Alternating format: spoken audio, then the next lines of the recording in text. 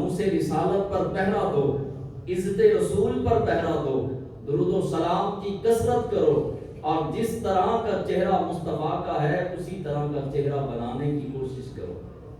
اللہ اکبر۔ محبوب خدا کو رب نے کیا عظمت و شان دی۔ ابو جہل نے خط لکھا، موضوع کی طرف آئیں۔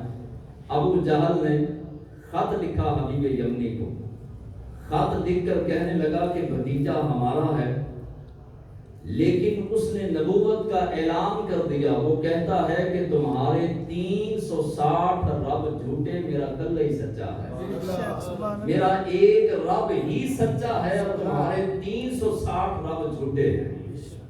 اب حبیب یمنی کون تھا؟ یہ یمن کا وہ عالم تھا کہ جس کے سامنے کوئی کلام کرنے والا، گفتگو کرنے والا، شعر کہنے والا، مناظرہ کرنے والا، مذاکرہ کرنے والا، بحث و مباحثہ کرنے والا 5 منٹ ٹھہر نہیں سکتا تھا۔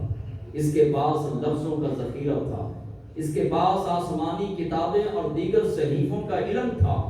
بہت بڑا عالم جس کے سامنے عرب کے لوگ سر جھکا لیتے، اتنا بڑا عالم۔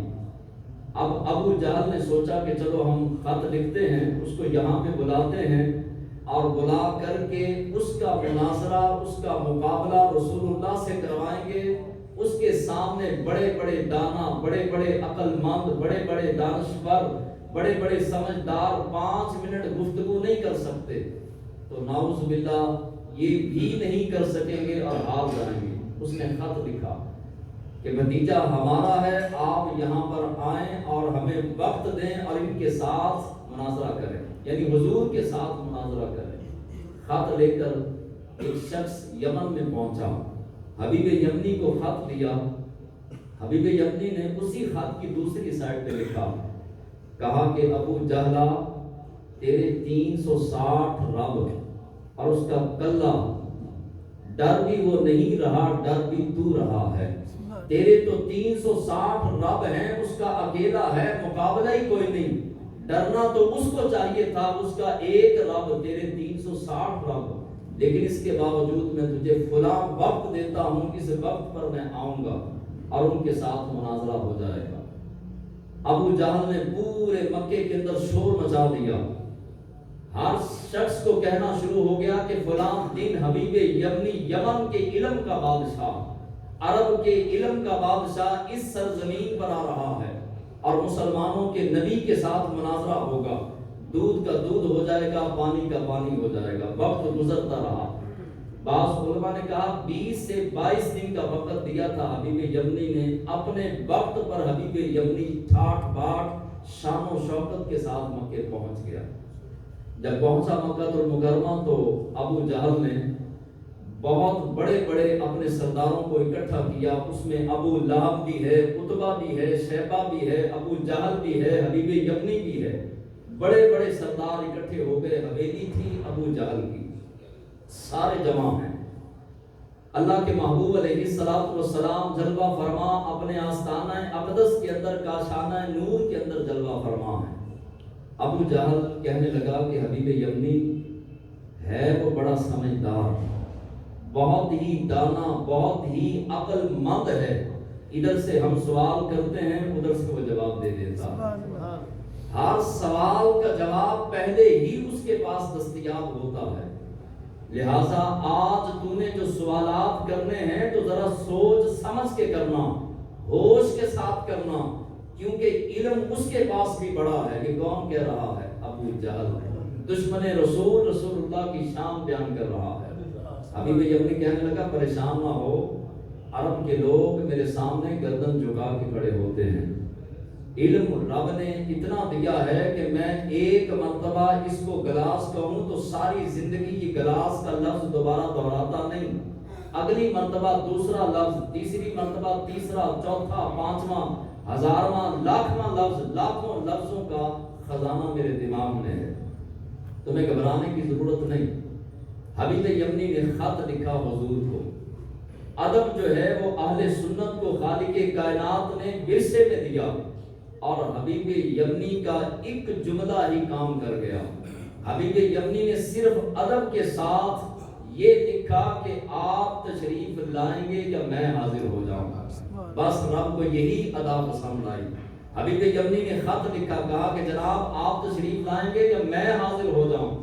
خط لے کر جو ہے وہ اللہ کے حبیب علیہ السلام کی بارگاہ میں ایک شخص آیا، خط دیا، حضور علیہ السلام نے صحابہ کو جمع کیا مشاورت کے لیے۔ محبوب خدا ہیں، رب العالمین کے محبوب ہیں، لیکن پھر بھی مشاورت ہو رہی ہے۔ حضور نے صحابہ کو جمع کر کے فرمایا، بتاؤ کہ صحابہ، میرے غلاموں بتاؤ، حبیب یمنی یمن سے ہمارے ساتھ مناظرہ کرنے آیا، ابو جہل بھی ہے، عتبہ شیبہ سارے شرارتی وہاں پر جمع ہیں، بڑے بڑے کافروں کے سردار جمع ہیں، ابو جہل کی حویلی ہے، ہمیں جانا چاہیے مناظرے مقابلے کے لیے یا نہیں؟ ایک صحابی کھڑے ہوئے کہنے لگے کہ یا رسول اللہ صلی اللہ علیہ وسلم، کیا ہم حق پر ہیں؟ حضور علیہ السلام نے فرمایا ہاں بالکل ہم حق پر ہیں۔ عرض کیا کہ پھر ہمیں ضرور جانا چاہیے۔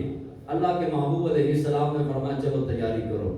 اس سے پہلے جب حضور حجرہ نور سے نکل کر مسجد کے صحن میں آئے، اور یہ بات ہے مکہ المکرمہ کی، مسجد کے اندر تشریف لائے تو اللہ کے محبوب علیہ السلام نے فرمایا میرے صحابہ بیٹھ جاؤ۔ پنجابی میں اگر کہیں تو کہا جائے گا کہ صحابہ بیٹھ جاؤ۔ سارے صحابہ بیٹھ گئے۔ ایک صحابی 3 من کی لکڑیوں کا گٹھا لے کے مسجد کے باہر تھے، وہ وہیں پر بیٹھ گئے۔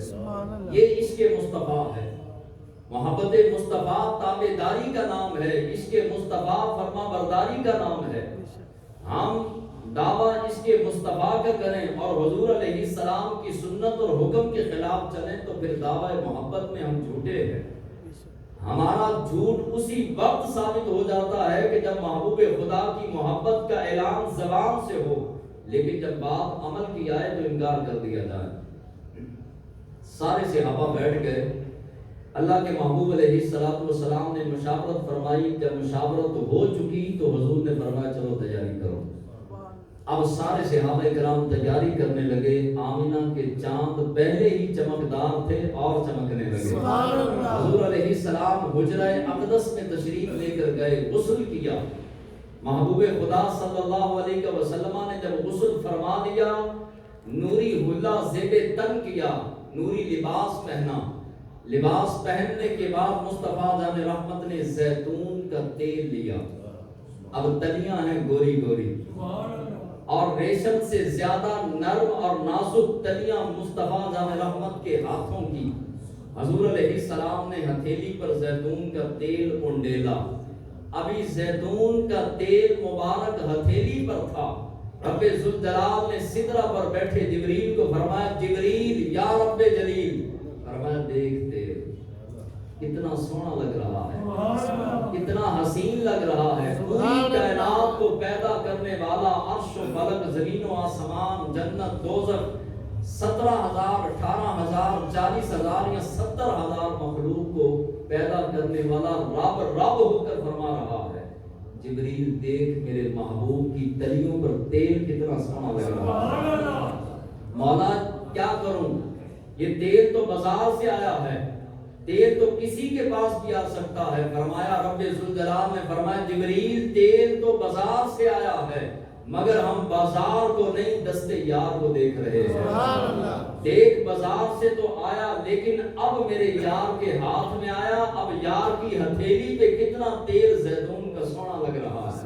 مولا کیا کروں، فرمایا قرآن لے جا کر کے کہہ دے والتینی والزیتون، محبوب جو تیری گوری گوری تلیوں پر یہ تیل ہے، تیرے رب کو اس تیل کی قسم ہے۔ سبحان اللہ۔ بندہ ہمیشہ اپنی پیاری چیز کی قسم کھاتا ہے۔ بہت زیادہ یقین دلانا ہو تو اکثریت کے ساتھ شرعی مسئلہ نہیں بتا رہا، عمومی طور پر جو ہے وہ بچوں کی قسم کھائی جاتی ہے کہ بچے بہت پیارے ہیں۔ بعض مرتبہ جو ہے وہ انسان اس کی قسم کھاتا ہے جو دنیا میں سب سے زیادہ پیارا لگتا ہو۔ رب قسمیں فرما رہا ہے محبوب کی گوری تلیوں پر پڑے ہوئے حسین اور جمیل تیل کی۔ خالق ذوالجلال کے محبوب علیہ السلام نے زلفوں کو تیل لگایا۔ جب زلفوں کو تیل لگایا تو پھر جبریل کو رب ذوالجلال نے بلایا، فرمایا جبریل یا رب جلیل، فرمایا دیکھ محبوب کی گھنگریالی زلفیں، حسین و جمیل زلفیں، اور اس طرح لگ رہا ہے جس طرح چاند کے آگے کالی بادل کی گھٹا آ گئی۔ اب جا میرے محبوب کی زلف کا حسن جا کے بیان کر. مولا کیا کہوں؟ فرمایا جا کر کہہ دے واللیل اذا سجا. محبوب تیری چمکدار حسین کالی زلفوں کی قسم ہے